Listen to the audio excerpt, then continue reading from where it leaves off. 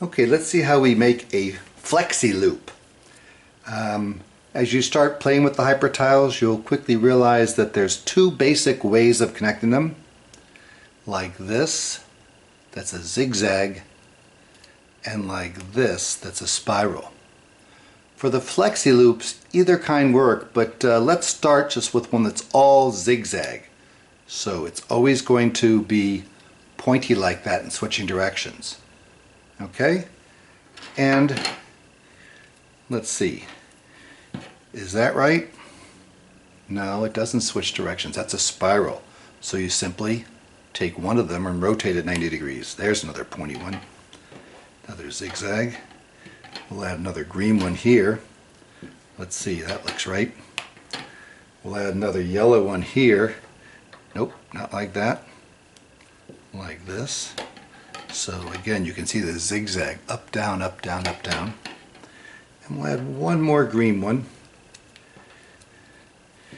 And there. So, to make it into a flexi loop, we're now going to take these two ends and connect them in that same pattern. So another zigzag connection here. Okay? Now what makes it a flexi loop is the fact that you can flex it through itself.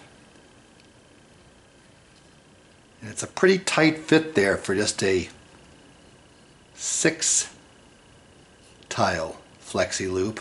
It's about ready to pull apart there. And you can certainly go and add 2 connectors at each hinge, so they're more like door hinges, and that'll make it stronger. But the other thing we can do, because this is kind of limiting, it's fun, but it's also kind of limiting, what if we added 2 more in here? Doesn't really matter where I separate it. So I'm now going to add another yellow, not like that, but like this. And then one more green. And like that. And now I have an 8 tile flexi loop.